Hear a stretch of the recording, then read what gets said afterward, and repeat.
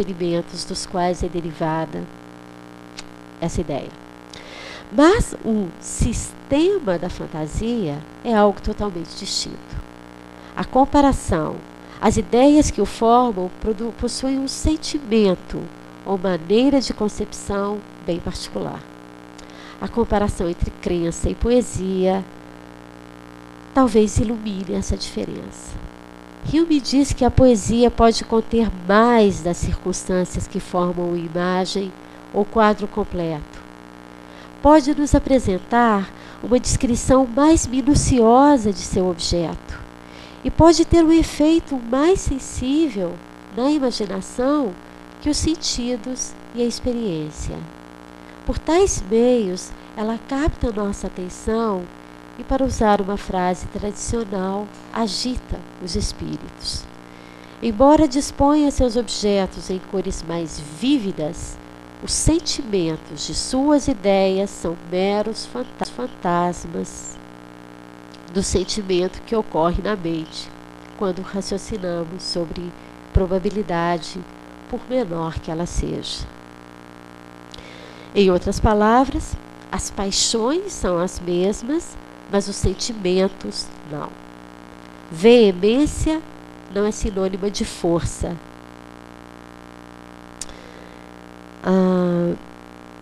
Outra citação na linha aí, confirmando isso. Na poesia, uma ideia pode adquirir maior vividez sem, contudo, nos afetar do modo como a crença o faz, pois nossa crença não cresce a cada vez que cresce a força e vividez das ideias. Em comparação ao mero conceber ou pensar, a crença, eu cito, torna as realidades mais presentes a nós que as ficções e faz maior no pensamento, bem como uma influência superior sobre as paixões e a imaginação. Ela é algo sentido pela mente, eu estou citando, que permite distinguir as ideias do juízo das ficções da imaginação. A crença dá a essas ideias mais força e influência, faz que pareçam mais importantes, fixa-as na mente e as torna os princípios reguladores de todas as nossas ações. Fim de citação. O sentimento, ou maneira de concepção de pensamentos meramente concebidos, é distinto daquele de pensamentos nos quais acreditamos. Do mesmo modo, paixões suscitadas por encenação poética e trágica sentem diferentemente das paixões da vida real. Eu cito: uma paixão que na vida real é desagradável pode proporcionar o mais alimento em uma tragédia ou poema épico. O medo e terror que está na raiz da religião é próximo deste último, não do primeiro. Poderíamos dizer que pensamento indolente, inclinando-se à descrença, propicia paixões religiosas. E que, como no teatro, em matérias de religião, os homens têm o prazer em serem aterrorizados. Eu cito a citação aqui, e que não há pregadores mais populares do que aqueles que excitam as paixões mais infelizes. Em resumo, apesar das paixões fortes, a união das ideias na poesia é acidental, não causal, não se compara ao da probabilidade. Seria este também o caso da religião? Por vezes sim. Mas a experiência religiosa descobre um novo matiz de sentimento, que não é crença, mas não é a descrença da ficção. Este estado singular ajuda-nos a compreender a avaliação moral de Hume, quando ele se mostra tolerante com relação aos sistemas religiosos. Nunca predominantemente benéficos, tais sistemas podem não ser tão nocivos como esperaríamos que fossem, dadas as suas doutrinas. Isso porque eles são fantasias, aparências, não propriamente acreditadas e, portanto, destituídas de força.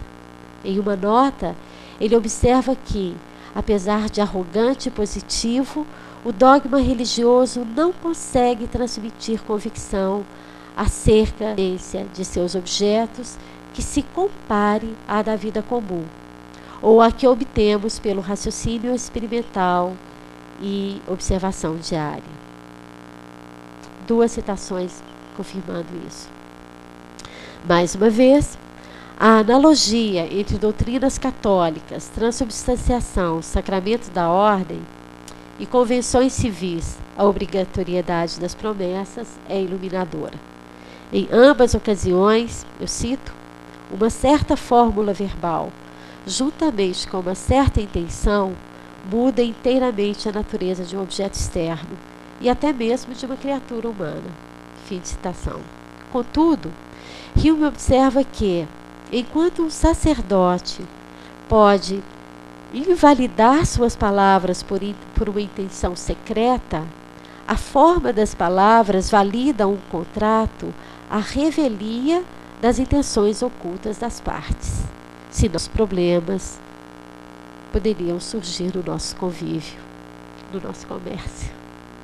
Deveríamos presumir que a salvação eterna é de maior consequência que qualquer evento mundano. Mas ela realmente o é? Uma explicação para a relativa indiferença à intenção do sacerdote está em nosso interesse maior, porque mais imediato, na vida presente. Outra explicação plausível é que realmente nossa crença na vida eterna não é tão forte e, por conseguinte, pouco nos importamos com suas consequências. Na religião, pode ocorrer uma vivificação de ideias que ultrapassa a força de meras ficções. Porém, nestes casos, o fenômeno a que ela mais se assemelharia agora seria a loucura. Aí vem uma descrição de uma pessoa enlouquecida, na citação. Como a loucura, a religião confunde os limites entre fantasia e realidade. Diferentemente de poemas e romances, a força retórica tem, por vezes, o poder de elevá-la ao mesmo nível que o das crenças prováveis. E, diferentemente do sono e da febre, a confusão é duradoura e não se explica de todo por referência a um estado fisiológico. A vividez das ideias religiosas parece oscilar entre a loucura e a poesia, ou entre crença e descrença. Com frequência, ela se estabiliza em um estádio intermediário. No tratado, este estádio enriquece e complementa a psicologia e teoria da crença. Mais tarde, na história natural da religião, história da Inglaterra, ela virá desempenhar um grande papel explanatório em vários fenômenos característicos da existência humana. Portanto, falando em geral, a teoria da mente de Hume no tratado é mais abrangente, mais completa, depois da análise da crença religiosa. O conceito de crença refina-se pela distinção entre vividez, veemência e força, e a influência distintiva dos princípios de associação desenha-se com traços mais finos. Ademais, o tratado anatomiza este tipo particular de crença, irredutível a qualquer outro. Nos limites de um arcabouço psicológico, determina as bases causais insatisfatórias, paixões predominantes e sentimento peculiar da crença religiosa. Ele descobre seu caráter instável, do qual advém